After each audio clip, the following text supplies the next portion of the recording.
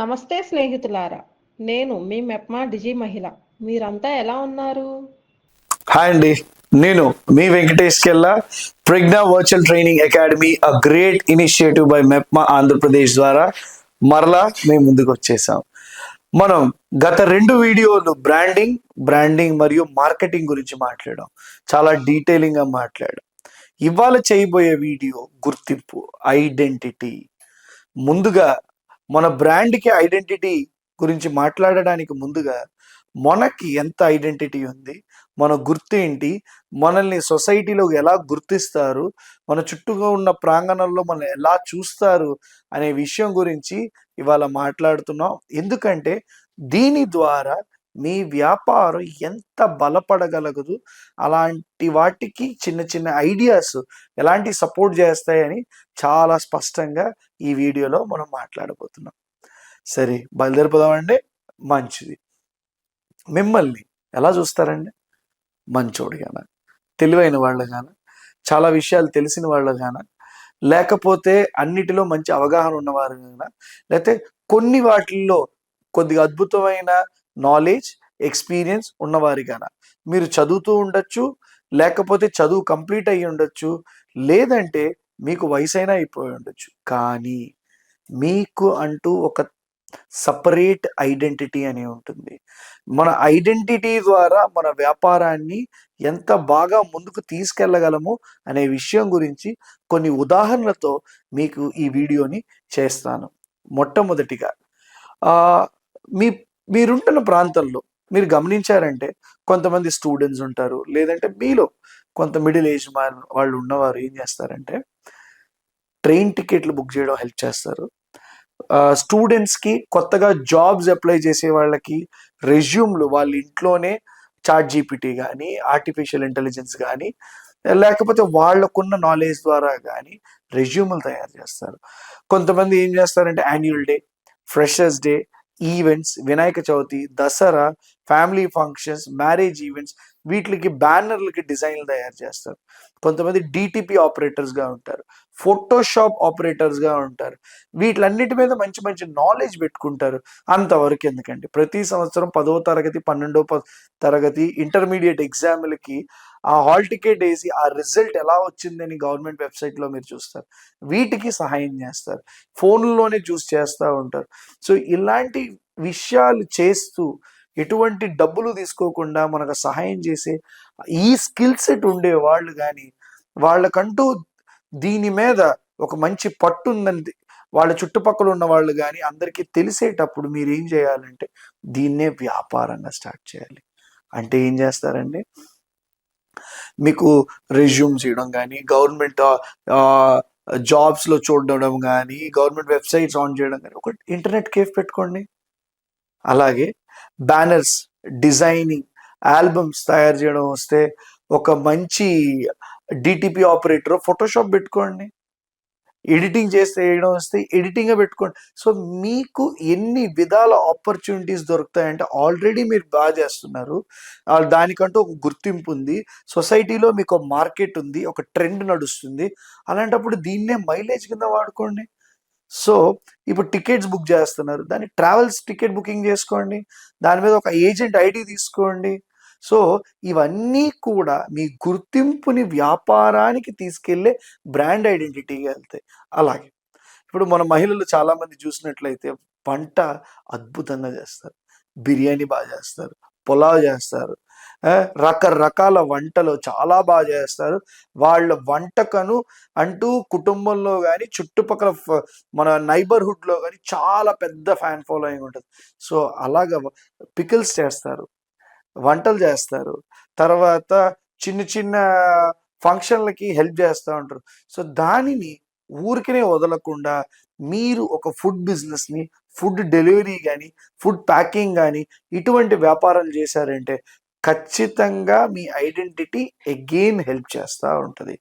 ఆఖరిగా మీలో చాలామందికి యూట్యూబ్లు చేయడం ఇష్టం ఉంటుందండి, ఇన్స్టాగ్రామ్లో రీల్స్ పెట్టడం కానీ, వీడియోలు చేయడం కానీ, భార్యాభర్తలు, అమ్మ తమ్ముడు, అమ్మ నాన్న,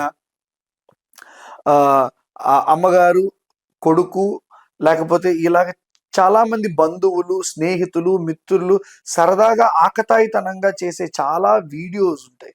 సో ఈ ఇన్స్టాగ్రామ్, ఫేస్బుక్, యూట్యూబ్లో మీరు చేస్తున్న వీడియోలు ఏవైతే ఉన్నాయో మీకు లైక్స్, సబ్స్క్రైబర్స్, ఫాలోవర్స్ వస్తారు. దీన్ని మీరు ఏం చేయొచ్చు? Do one thing, start doing affiliate marketing. Affiliate marketing అంటే ఏంటంటే, వీళ్ళ దగ్గర బిజినెస్ ఉంటుంది, వాళ్ళకి బిజినెస్ని ముందుకు తీసుకెళ్ళడానికి ఐడియాస్ ఉండవు, వాళ్ళకి ఒక బ్రాండింగ్ కావాలి. పెద్ద పెద్ద సినిమా స్టార్ని బ్రాండ్ చేయాలంటే ధనం పెట్టాలి. అలాంటప్పుడు ఏం చేస్తారంటే యూట్యూబ్ ఇన్ఫ్లుయెన్సెస్, ఇన్స్టాగ్రామ్ ఇన్ఫ్లుయెన్సెస్ వీళ్ళ ద్వారా తీసుకొచ్చి వాళ్ళకున్న షాప్ కానీ బిజినెస్ ఎంటిటీని కానీ బ్రాండింగ్ సొసైటీలోకి తీసుకెళ్ళి డిఫరెంట్ వేస్ ఆఫ్ ప్రమోషన్ చేసేటప్పుడు ఏమవుతుందని అంటే వీళ్ళకి బిజినెస్ బ్రాండింగ్ అవుతుంది, ఇన్ఫ్లుయెన్సర్స్కి ఎర్నింగ్ అవుతుంది, అండ్ ఎఫిలియేట్ మార్కెటింగ్ అవుతుంది. దీని ద్వారా ఒక కొత్త బిజినెస్ మార్కెట్ మీకు ఓపెన్ అవుతుంది. మీరు ఇన్వెస్ట్ చేయరు, ఇట్స్ ఓన్లీ యువర్ టాలెంట్. మీకున్న రెగ్యులర్గా సరదాగా ఫన్నీగా చేసే వీడియోస్ ద్వారా మీకు లైక్స్, సబ్స్క్రైబర్స్ వస్తారు. ఈ సబ్స్క్రైబర్స్ని బిజినెస్లోకి తీసుకెళ్ళి మరొకరి వ్యాపారాన్ని డెవలప్ చేయండి. మీ కాంటాక్ట్ని నెట్వర్కింగ్ ద్వారా ముందుకు తీసుకెళ్ళండి. సో దీని ద్వారా నేను చెప్పొస్తుంది ఏంటంటే మీ personal identity plays a vital role in the business market. So దయచేసి మీకున్న బలాన్ని బలహీనంగా చూడకుండా ఎన్ని విధాలుగా దాన్ని ముందుకు తీసుకెళ్ళి మీ బిజినెస్ని చేయగలుగుతారో అనేది ఆలోచించమని నా విజ్ఞప్తి. ఇప్పుడు బ్రాండ్ ఐడెంటిటీ, దీని గురించి మనం మాట్లాడబోతున్నాం. బ్రాండ్ ఐడెంటిటీ, ఇవాళ మనం మాట్లాడే బ్రాండ్ ఐడెంటిటీ అనే టాపిక్లో మీ పర్పస్ ఏంటి? ద ఫస్ట్ టాపిక్ ఏంటంటే పర్పస్ అండి. సో మీకు purpose of starting a business ఏముంటుంది? ప్రాఫిటర్ని, డబ్బులు సంపాదించాలి, బిజినెస్ డెవలప్ చేయాలి, ముందుకెళ్ళాలి, ఇంకొక 5 సంవత్సరాల్లో పెద్ద సామ్రాజ్యాన్ని తయారు చేసుకోవాలి. ఇవాళ ఒకటిగా స్టార్ట్ చేసి నెక్స్ట్ 5 ఇయర్స్లో 3 to 5 షాప్స్ కానీ స్టాల్స్ కానీ బిజినెస్ని మల్టిప్లై చేయాలనేది మీ పర్పస్. కానీ కస్టమర్స్ మిమ్మల్ని ఎలా చూడాలని మీరు అనుకుంటున్నారు? ఒకటి. రెండవదిగా కస్టమర్స్ మిమ్మల్ని ఎలా చూస్తున్నారు? ఫర్ ఎగ్జాంపుల్, ఒక కస్టమర్కి డీమార్ట్ అనగానే ఫస్ట్ గుర్తుకొచ్చేది cost affordable, middle class, common reach. ఒకప్పుడు Big Bazaar, common man's reach అనేవారు. యాపిల్ ఐఫోన్ అనగానే, యాపిల్ గ్యాడ్జెట్స్ కానీ ల్యాప్టాప్స్ అనేటప్పటికి కస్టమర్ మైండ్లో ఫస్ట్ వచ్చేది ఏంటంటే the best quality, ultimate quality. Quality కోసం ఎంతైనా డబ్బు ఇస్తా అని వచ్చే కస్టమర్స్. సో మీ కస్టమర్స్ ఎవరు? యాపిల్ కస్టమర్సా, డీమార్ట్ కస్టమర్సా, బిగ్ బజార్ కస్టమర్సా, బాటా కస్టమర్సా, నార్మల్ మిడిల్ క్లాస్ అఫోర్డబుల్ కస్టమర్సా? మీ కస్టమర్స్ మిమ్మల్ని ఎలా చూడాలనుకున్నారు? Cheap and best, cheap and best supplying స్టోర్గా చూడాలనుకుంటున్నారా? ఎక్స్పెన్సివ్ బట్ గుడ్ క్వాలిటీగా చూడాలనుకుంటున్నారా? అఫోర్డబుల్ కాస్ట్, అఫోర్డబుల్ క్వాలిటీ అలా చూడాలనుకుంటున్నారా? లేదంటే గుడ్ సర్వీస్, డోర్ స్టెప్స్లో డెలివరీ ఇస్తారు, ఎప్పటికీ మాకు సహాయపడతారు, మాకు అందుబాటులో ఉంటారు అని ఒక లాయల్గా ఉండే కస్టమర్స్ కావాలి అని అనుకుంటున్నారు? ఎలాగ మీ కస్టమర్స్ని చూడాలనుకున్నారు? First understand the purpose. రెండవదిగా క్లారిటీ ఉండాలండి. క్లారిటీ అనేటప్పటికి బెనిఫిట్స్, మన బెనిఫిట్స్ మనకి తెలుసు, కస్టమర్కి ఎటువంటి బెనిఫిట్స్ అనేవి దొరుకుతాయి. Point number 1, offers. ఎటువంటి ఆఫర్స్ దొరుకుతాయి? ఇవాళ చూసారంటే అండి, ఎన్ని వ్యాపారాలు మాట్లాడినా నాలాంటి ఎంతో మంది నిపుణులు ఎన్నో విధంగా మాట్లాడేటప్పుడు కూడా the first tempting point offers. ఎటువంటి ఆఫర్స్ ఇస్తారు? ఒకటి కొంటే ఒకటి ఇస్తారా? పావు కేజీ కొంటే 100 గ్రాములు ఇస్తారా? What are you going to do? Very important. రెండవదిగా క్వాలిటీ. ఎటువంటి క్వాలిటీని మీరు ఇస్తారు? క్వాలిటీ అండ్ ప్రొడక్టివిటీ రెండు మ్యాచ్ అవ్వవు. ఇవి రెండు ఇవ్వాలి అని అంటే అతి పెద్ద బిజినెస్ మీరు చేయాలి. మన చిన్న మొత్తంలో స్మాల్ స్కేల్ వ్యాపారం చేసేటప్పుడు క్వాలిటీ ఇచ్చేటప్పుడు ప్రొడక్టివిటీ తగ్గుతుంది, ప్రొడక్టివిటీ ఇచ్చినప్పుడు క్వాలిటీ తగ్గుతుంది. ఈ స్కేల్ని మీరు మెజర్ చేసుకోవాలి. మాట్లాడడానికి బాగుంటుందమ్మా, క్వాలిటీ ఎక్కువ ఇచ్చేయాలి, ప్రొడక్టివిటీ అలాగే ఎప్పుడూ జరగదు. మూడవదిగా మీరు ఇవ్వాల్సింది ఏంటంటే సర్వీస్. మీ సర్వీస్ ఎలా ఉంటుంది? ఆన్ టైం సర్వీస్ ఇస్తారా, లేకపోతే ఇచ్చిన 24 గంటలు ఏ ప్రాబ్లం అయినా ఉన్నా మేము మార్చుకుంటాం, లేదంటే 48 గంటల్లో, నెల రోజుల్లో, మీరు అమ్మే సరుకు బట్టి, దాని లైఫ్ స్పాన్ బట్టి ఎన్ని రోజుల్లో మీ సర్వీస్ ఇవ్వగలుగుతారు, డోర్ స్టెప్ సర్వీస్ ఇస్తారా, క్యాష్ ఆన్ డెలివరీ ఇస్తారా, లేకపోతే షాప్కి వచ్చే కొనుక్కోవాలా, ఆన్లైన్లో కొనుక్కోగలమా, వాట్సాప్లో ఆర్డర్ చేసుకోగలమా, ఇన్స్టాగ్రామ్లో చూడగలమా, సోషల్ మీడియా ద్వారా మనం చేసుకోగలమా అనే విషయాన్ని మీరు గమనించాలి. అన్నిటికంటే ముఖ్యమైనది కస్టమర్ ఎటువంటి క్లారిటీలో ఉంటాడంటే, why should I invest in your product, నేను మీ ప్రోడక్ట్లో ఎందుకు డబ్బులు పెట్టాలి అనే ఫస్ట్ క్వశ్చన్కి మీరు ఎప్పుడైతే ఆన్సర్ని ఎతుకుతారో అప్పుడు మీ బిజినెస్ డెవలప్ అవుతుంది.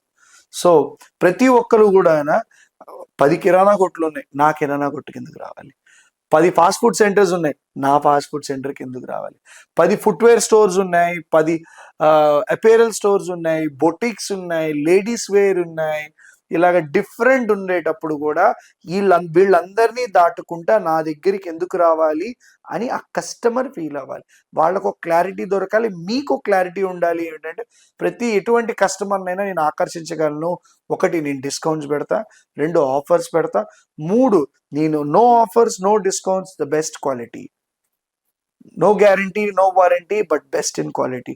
సో ఈ క్లారిటీని మనం మెయింటైన్ చేసి కస్టమర్ మనసులో ఎప్పుడైతే మనం తీసుకెళ్తామో అప్పుడు ఖచ్చితంగా మనకంటూ ఒక బ్రాండ్ ఐడెంటిటీ అనేది మనకి వస్తుంది. Next, highlight your strengths. మీ బలం ఏమిటి? ప్రతి మనిషికి ఒక బలహీన ఉంటుంది. మీ బలహీనాల గురించి మాట్లాడకండి. మీ కస్టమర్స్ దగ్గర ఎప్పుడు కూడా మీ బలహీనాలు, మీ కుటుంబ విషయాలు, మీరు ఓడిపోయినవి, మిమ్మల్ని చీట్ చేసినవి, వీటి గురించి మాట్లాడకూడదు. ఎప్పుడు కూడా మీ కస్టమర్స్ దగ్గర నికాసుగా నిలబడి గొప్పగా ఉండాలి. వాళ్ళ దగ్గర ఎలాగుండాలి అని అంటే, మీ కష్టాన్ని ఇవాళ దాకా తీసుకొచ్చారు, ఎన్నో స్టెప్స్ ఎక్కి మెట్టుగా ఎలా ఎదిగారు, మీ కథని చెప్పండి, మీ విలువల్ని చెప్పండి, ఏ విధంగా మీరు పెరిగారని చెప్పండి, మీ సక్సెస్ ఫార్ములాని షేర్ చేయండి. ఎప్పుడైతే మీ సక్సెస్ ఫార్ములాని 10 మందితో షేర్ చేస్తారో, మీరు ఏ విధంగా ఒక్కొక్క మెట్టుగా పైకి వచ్చారో వాటి గురించి చెప్తారో, మీ బలం గురించి మాట్లాడతారో, మీ మార్కెటింగ్, మీరు ఏ విధంగా మీ బిజినెస్ని డెవలప్ చేస్తా కాంపిటీషన్ నుంచి ముందుకెళ్తున్నారు, అందరూ 10 రూపాయలకి ఇస్తే మీరు అదే వస్తువుని 9 రూపాయలకి దానికంటే ఒక మెట్టు ఎక్కువ ఇచ్చే విధంగా ఏ స్ట్రాటజీస్, ఎలాగా ఈయనకి 9 రూపాయలకి ఈ వస్తువుని ఇవ్వగలుగుతున్నారు అనే ప్రశ్న వాళ్ళు ఎప్పుడైతే ఏర్పడుతుందో అది మీ బలం. నెట్వర్కింగ్ మీ బలం, మిమ్మల్ని నమ్మడం మీ బలం, కస్టమర్ లాయల్టీ. అన్నిటికంటే ముఖ్యమైనది ఏమిటంటే, వ్యాపారం చేయొచ్చు, మీరు ప్రోడక్ట్ నమ్మచ్చు, కానీ లాయల్ కస్టమర్స్ని తేవడం చాలా కష్టం.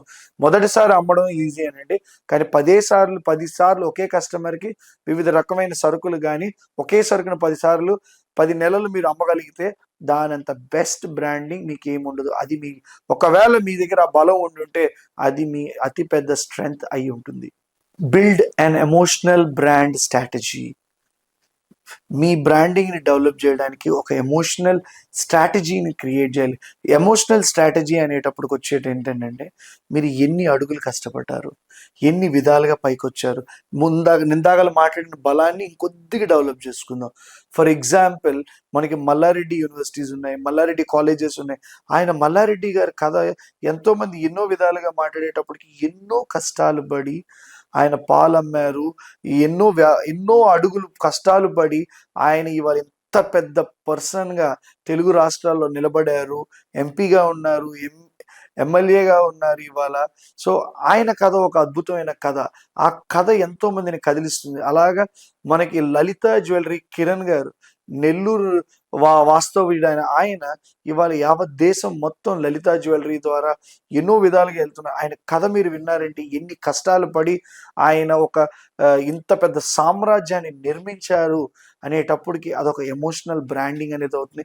ఎమోషనల్ కనెక్ట్ అనేది కస్టమర్స్ని ముందుకు తీసుకొస్తుంది, చాలా మందిని కదిలిస్తుంది. ఇవాళ తెలుగు రాష్ట్రాల్లో రీసెంట్గా మల్టీ మిలీనియర్గా పేరు మారుమోగుతున్న గోయాస్ ప్రీమియం సిల్వర్ సిఇఓగా ప్రస్తుతానికి ఆ, చాలా పెద్ద పొజిషన్లో ఉన్నారు మన తెలుగింటి ఆడపడుచు. సో గోయా సిల్వర్ ప్రీమియం అతిపెద్ద స్టార్టప్ ఫౌండర్గా ఉన్న ప్రియాంక వేములూరి గారు ఇవాళ ఎన్ని కష్టాలు పడి ఒక అతిపెద్ద సామ్రాజ్యాన్ని సిల్వర్గా చాలా చిన్న వయసులోనే ఈ మార్కెటింగ్ స్ట్రాటజీస్ని తీసుకొచ్చేసి సిల్వర్ని ప్రీమియంగా తీసుకొచ్చి దాన్ని మార్కెట్లో తీసుకెళ్ళి ఒక తెలుగింటి అమ్మాయి చాలా పెద్ద వ్యాపారం చేయడం, దాన్ని ఎంతో మంది కాంపిటీషన్ నుంచి దాటుకుంటా వచ్చిందంటే అంత చిన్న విషయం కాదు.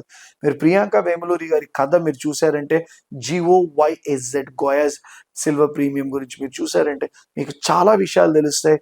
ఇటువంటి విషయాలు మనం వినేటప్పుడు ఓ ఇంత చిన్న వయసులో ఈ అమ్మాయి ఉంది కదా, ఇన్ని కష్టాలు పడింది కదా, సో ఏంటి ఈ అమ్మాయి సిల్వర్లో ఉన్నది, లలితా జ్యువెలరీయో జిఆర్టీయో మలబారో ఇవన్నీ కాకుండా ఎందుకు మనం ఇక్కడికి వెళ్ళాలి అని ఒక్కసారి వెళ్ళాలనిపిస్తుంది. సో మీ కథని జస్ట్ మీ చుట్టుపక్కల వాళ్ళకి మాత్రమే కాకుండా మీ ఎన్ని ప్లాట్ఫామ్స్లో సోషల్ మీడియా విధంగా లేకపోతే మీ కస్టమర్స్తో మాట్లాడేటప్పుడు కానీ ఈ ఎమోషనల్ బ్రాండింగ్ స్ట్రాటజీని కానీ వాడగలిగారంటే ఖచ్చితంగా మీ వ్యాపారం ఒక అడుగు ముందుకెళ్తుంది. మీ కస్టమర్స్ ఎమోషన్ అర్థం చేసుకోండి. మీ కస్టమర్కి ఏముంటుంది ఎమోషన్? ఓన్లీ డబ్బు ఇచ్చామా, పోయామా, కొన్నామా అదొకటే ఉంటుందా? కాదు. ప్రతి కస్టమర్ దగ్గర ఒక ఎమోషన్ ఉంటుంది. అంటే వాళ్ళు ఎన్నో విషయాలు చెప్పాలనుకుంటారు. మీరు జస్ట్ కస్టమర్ వచ్చారు, సరుకు కొన్నారు, వెళ్ళిపోయారు అని అంటే మీకు జస్ట్ ఆయన కస్టమర్గానే ఉంటారు. ఎప్పుడైతే వాళ్ళతో మాట్లాడి వాళ్ళకి మీకు ఆవగింజంత సహాయం మీరు చెయ్యగలిగితే, వాళ్ళు చెప్పింది మీరు వినగలిగితే, వాళ్ళ ప్రాబ్లమ్స్కి సొల్యూషన్ ఇవ్వగలిగితే, ఒకవేళ ఇలాగనుకోండి, ఒక ఆమె వచ్చింది, ఆమె బిడ్డ సరిగ్గా చదవట్లేదు, ఎలా తీసుకెళ్లాలో అర్థం కావట్లేదు, మీరు ఆల్రెడీ పేరెంట్గా ఉన్నారు, మీ బిడ్డ బాగా చదివారు, అలాంటప్పుడు మీరు యాజ్ ఎ పేరెంట్గా ఎటువంటి స్టెప్స్ తీసుకున్నారు, ఆ 10వ తరగతి పాస్ అవ్వడానికి ఎటువంటి ఐడియాస్ తీసుకుని ఎటువంటి స్ట్రాటజీస్ ఇంప్లిమెంట్ చేశారు అనే విషయాన్ని ఆ తల్లికి చెప్పండి. అలాగే వీలైతే మీ బిడ్డని వాళ్ళ బిడ్డతో ఒక అరగంట సేపు కౌన్సిలింగ్ పెట్టించండి. సో ఎప్పుడైతే ఇలాంటి విషయాలు చేస్తామో ఎమోషనల్ బాండింగ్ అనేది పెరుగుతుంది. ఎమోషనల్ బాండింగ్తో పాటు మనలో ఒక మంచి రిలేషన్ పెరుగుతుంది. ఆ రిలేషన్ పెరిగేటప్పుడు వాళ్ళు వ్యాపారంగా చూడరు, కస్టమర్గా చూడరు, కస్టమర్గా మీకు ఉండరు, ఒక ఫ్యామిలీ మెంబర్గా ఉంటారు. ఒక అద్భుతమైన ఫ్యామిలీ క్రియేట్ అవుతుంది. ఆ అద్భుతమైన ఫ్యామిలీ ద్వారా మన బ్రాండింగ్ ఇంకా పెరుగుతుంది. ఇవాళ లాంగ్ రన్లో నిలబడిన కంపెనీస్ అందరూ కూడా కస్టమర్ యొక్క నమ్మకాన్ని గెలుచుకున్నారు. ఒక బ్రాండ్ అనేది వ్యాపారం చేసి 4 మార్కెటింగ్ ఐడియాలు, 10 మంది ఇన్ఫ్లుయెన్సర్లు, లేదంటే 20 రకాల ఆఫర్లు పెడితే వస్తాయి అని అనుకుంటే మూర్ఖత్వం. కొంతమంది అంటారు, అన్నా నేను చదువుకోలేదు, నాకు అన్ని తెలివితేటలు లేవు, ఏదో నా వరకు చిన్న వ్యాపారం మొదలు పెట్టాను, ఈ బ్రాండ్ నాకు తెలియదు, బ్రాండ్ ఐడెంటిటీ నాకు తెలియదు, నాకు మార్కెట్లో ఎటువంటి గుర్తింపుందో కూడా నాకు తెలియదన్నా, నేను ఎలా చెయ్యాలి అన్న అడిగిన సోదరులకు మన ఇంటి మహిళలందరికీ నేను చెప్పేది ఏంటంటే ఒక్కటే చేయండి. వ్యాపారాన్ని మొదలు పెట్టిన వెంటనే మీరు చేయాల్సింది ఏంటంటే ఓపికగా మీ కస్టమర్లు చెప్పేది వినండి. వాళ్ళు చెప్పిన ఐడియాస్ మంచివా చెడ్డవా ఓపికగా వినండి. రెండోది వీలైనంత వరకు నాణ్యమైన సరుకునివ్వండి. మూడవది వాళ్ళతో బాగా క్లోజ్గా ఉండి వాళ్ళకి ఎన్ని విధాలుగా మీరు సహాయపడగలుగుతారు అనేది చూడండి. ఏదైనా పాడైపోయి వాళ్ళు కానీ ఎక్స్చేంజ్కి వచ్చారంటే డబ్బులు 10 రూపాయలు పోతే పోయింది, ఎక్స్చేంజ్ చేసుకోండి. వాళ్ళ నమ్మకాన్ని గెలండి. వారంటీ గ్యారంటీ అంటే మీరే ఒక వారంటీ గ్యారంటీ, ఇంకా మధ్యలో ఎటువంటి డాక్యుమెంట్స్ ఉండవు. అటువంటి నమ్మకాన్ని గెలండి. సో చేసేది సింపుల్గా ఉంచుకోండి. మీకున్న తెలివితేటల్లో మీరు ఎంతవరకు చేయగలరో అది చెయ్యండి. మీ అంత బెస్ట్ బ్రాండింగ్ ఏముండదు. న్యాయంగా నాణ్యంగా చేసేదానికంట అతిపెద్ద బ్రాండ్ ఐడెంటిటీ ఇంకేది దొరకదమ్మా. ఇంకా మీ బ్రాండ్ని డెవలప్ చేయాలంటే మీ నెట్వర్క్ని పెంచుకోండి. మీ చుట్టుపక్కల ఉన్న వాళ్ళతో సన్నిహితంగా ఉండండి. సోషల్ మీడియాలో లైవ్గా ఉండండి. క్యాష్ ఆన్ డెలివరీ ఆప్షన్స్ పెట్టండి. ఆన్లైన్ డెలివరీ ఆప్షన్స్ పెట్టండి. అన్ని విధాలుగా కస్టమర్కి అవైలబుల్గా ఉండండి. మీ చిన్న వ్యాపారాన్ని పెద్దగా చేయండి. కొత్త కొత్త ప్రయోగాలు చేయకండి. చేసిన దాన్ని సక్రమంగా చేయండి. అండ్ చాలా వరకు చేసే అతి పెద్ద మిస్టేక్స్ ఏంటి, too many experiments, nothing profit. So profit వెనకాతల పరిగెట్టకండి, క్వాలిటీ వెనకాతల పరిగెట్టండి, కస్టమర్ మీ దగ్గరికి వస్తారు.